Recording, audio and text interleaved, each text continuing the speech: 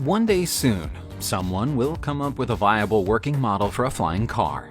That person won't truly be the originator of the idea of flying cars, though, because the concept of a flying car has existed for as long as the car itself. Similarly, the idea of a mobile phone existed long before anyone was able to make one.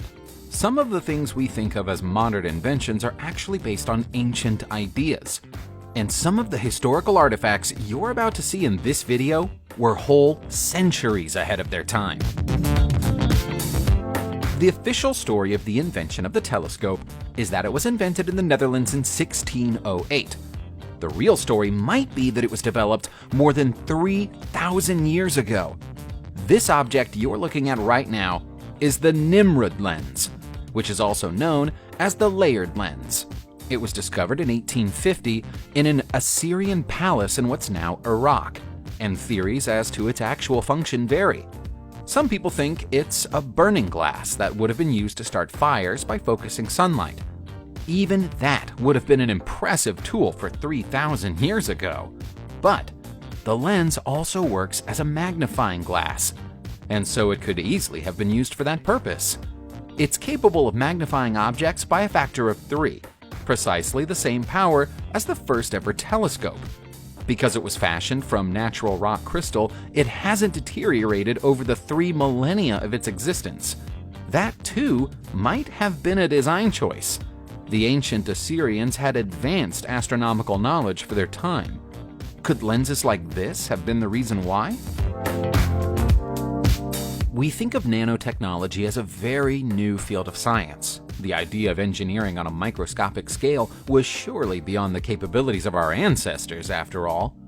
The ancient Romans would laugh at that suggestion. They had a pretty functional idea of how nanotechnology worked, and this 1,600-year-old Lycurgus cup proves it. The vessel looks green when you shine a light on it from the front, but red when you do the same thing from behind.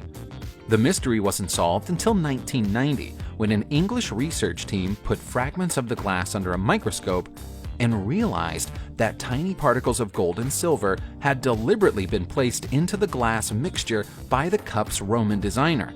The particles were smaller than 1,000th the size of a grain of salt and represent an incredible feat of precision engineering. The researchers had indisputable proof that the Romans knew how to use nanotechnology in art. If we go on to use it in medicine, we'll just be standing on their shoulders. What would you call an automated humanoid that can sing, dance, play music, or perform other automated tasks? If your answer is a robot, then we're forced to conclude that the ancient Chinese invented robots approximately 1,500 years ago. There are even reports of ancient Chinese robots that had realistic-looking hair, skin, bones, and muscle, although we have no direct evidence of that. What we do know is that King Lan Ling of the Han Dynasty had a machine shaped like a man that could bow to his guests and offer them a drink, and that was in the year 577. We also know that the ancient designer Dai Feng Ma made artificial birds that measured the direction of the wind, and an automated dresser for the queen that worked on switches, levers, and pulleys. Even more advanced were the robots built by Han Zhilei between 806 and 820, which included mechanical magpies and crows made from wood, but capable of simulating eating, drinking, and even singing. The oldest and best known of all the ancient Chinese robots is the south-pointing carriage, which was a navigational device created 1,700 years ago that always pointed due south. Prosthetic limbs are still a developing field of science and medicine, but how many people realize that the field has been developing since at least the 19th century? This Victorian-era prosthetic arm and hand look more sophisticated than the most basic of the devices that people wear now, with individual fingers and an adjustable wrist. If we didn't know better, we'd say it had come from the set of a science fiction steampunk movie. It isn't known who designed the limb or who it was made for, but it's currently on display at the London Science Museum in England. Each finger can curl up and straighten out, and a spring at the elbow joint allows for full mobility and range of motion there, too. What isn't clear is the method by which a person wearing the prosthetic could independently use it. There are no apparent means of moving any of the fingers without manipulating them by using your other hand. It may have looked better than it functioned as a prosthetic, but it's still years ahead of its time. In almost every part of the world, our ancient ancestors were big on gilding. They used it everywhere, from statues to the interior of cathedrals. Evidence of their extensive use of gilding is everywhere, but nowhere do we see the evidence of how they went about it. In a lot of cases, the level of gilding perfection they attained is above and beyond anything we are capable of today. And we're talking about people who were gilding temples and domes 8,000 years ago in Turkey. Electroplating could explain at least some of the work, but the official narrative of history says that electroplating wasn't invented until the 19th century. Close inspection of some ancient objects has shown that mercury was used as a glue to apply thin films of gold and silver to objects, a methodology that would be considered too dangerous today. Even though we are mostly at a loss to explain how it was done in the 21st century, it was so easy thousands of years ago that even criminals could do it. They often gilded statues with gold or silver to make them appear more valuable than they were. Everyone knows that Alexander Graham Bell invented the telephone. But when you were a child, you might have played a game involving a pretend telephone made of a piece of string and 2 plastic or paper cups. Most people assume that the toy version of the phone is based on Bell's invention, but it isn't. It predates it, and we know that because there's a 1,200-year-old version of a string and cup phone in the Smithsonian National Museum of the American Indian in Maryland, USA.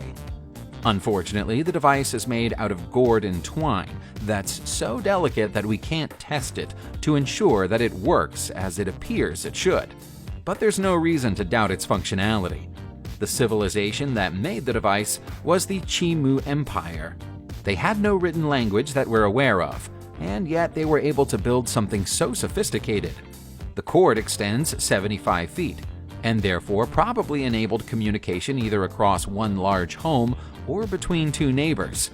It was found in Peru during the 1930s, and is the only device of its type from that era ever discovered. Religious iconography is usually a labor of love for whoever makes it. But even taking that into account, these miniature boxwood carvings are incredibly sophisticated. Only 135 of the sculptures have ever been found, all of which were made between 1500 and 1530 in the Netherlands. That suggests that they may even all have been the work of one person. The tiny altars are held together by piercings so small that the joints are completely hidden. We've only been able to determine how they were put together using X-rays and microscopes. But the fact that we need such advanced technology to determine how they were made begs the question of how someone could have put them together without the use of such technology in the first place. The pins that keep everything in place are smaller than a seed of grass. The human eye is incapable of even seeing them. So how could human hands have moved them into place with such precision? Is someone in the Netherlands hiding an ancient X-ray machine? Human beings have been mapping the stars for as long as they've had the ability to see them.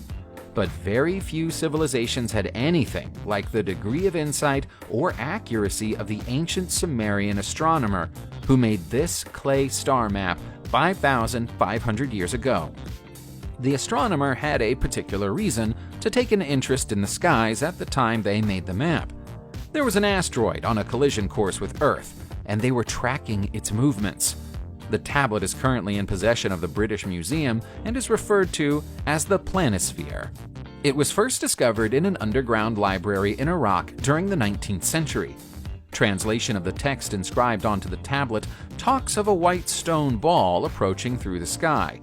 Using a star map, which includes the names and arrangement of the constellations as they appeared at the time, the astronomer predicted where the asteroid would land within 1 degree of accuracy. It eventually came down in Kofels, Austria. The ancient Etruscans were something of an eccentric race. Who else would have decided to record all of their knowledge of the Earth, Sun, Moon, and stars in the form of a bronze sculpture of a sheep's liver? The liver of Piacenza is approximately 2,200 years old and was found in a field close to Piacenza in 1877. Although they were native to Italy and their culture predates the current Italians, their land and people were wholly absorbed by the ancient Romans, which has meant some of their knowledge has been lost. They had their own specific religion, language, and philosophy of astrology, all of which were underpinned by predicting the future by reading animal entrails. That's a little messier than telling fortunes by reading palms. The liver is a kind of celestial map, but we don't know whether the Etruscans thought the universe was shaped like a sheep's liver or the shape was somehow linked to their fortune-telling techniques. Each area of the sky has been separated into zones, which again likely had implications for Etruscan soothsayers that we couldn't even begin to guess at today. This next artifact is probably the most famous one on our list. It's the Antikythera mechanism, a clockwork device that was found on an ancient Greek shipwreck. Just the fact that it's clockwork is incredible given its age, but its function is even more remarkable. When fully functional, the device was capable of predicting the movement of the stars, moon, sun, and planets across the sky with striking accuracy. Because it can be used to run simulations of astral movements, some experts have even gone as far as calling it the world's first computer. Whether you agree with calling it a computer or not, just the fact that the ancient Greeks had an automated calendar for the stars is remarkable. Its most likely use was in the field of astrology. It would have navigational potential, and the fact it was found inside a shipwreck might suggest it was used for that purpose. But if it was, why have we never seen another one? There are two ways to interpret the Iron Pillar of Delhi, which is sometimes called the Ashoki Pillar. Either the ancient Indians had knowledge of an advanced form of rust-proofing that they only ever used once, or they invented rust-proofing by accident and were never able to replicate the accident after they built the pillar. The 22-foot-tall pillar is around 1,500 years old, and yet it hasn't weathered or rusted in all the centuries it's been standing. That's because it has a very thin layer of mesowhite protecting it from the air, coating every inch of its surface. While it would be fantastic to imagine that the Indian steelworkers who made it put the coating on it deliberately, it's probably a happy accident that occurred during the construction process. The pillar was made inside a primitive coal furnace and would have been exposed to a combination of lime, damp, and slag as it was knocked into shape. The mesowhite would have been formed by the resulting chemical reaction. Regardless of whether it was an accident or not, it took the human race centuries to come up with anything as effective at keeping rust at bay. If you were a warrior heading into battle between the year 900 and the year 1100, and you saw that your enemies were carrying Ulfbert swords, your best advice would be to run as fast as possible in the opposite direction. The swords were the most lethal in the world at the time, and were light years ahead of the swords owned by any other race. Archaeologists have discovered many of the swords in Northern Europe, and believe that they're probably of Viking origin. The swords were made from casts. Iron would be melted with carbon and then poured into a mold to make the swords. That method eliminated weaknesses and impurities and made the swords at least 3 times stronger than those of any other medieval race. It would take the rest of Europe several centuries to cotton on to the idea of making steel this way. And the question of how the Vikings came up with the concept at such an early stage has never been resolved. Some people have suggested that the idea might have been taken from a tribe the Vikings encountered in Asia, but yet again, that's just a guess. Subscribe to the channel and turn on notifications, and you will be the first to know when a new video comes out. Thank you for watching, and see you soon.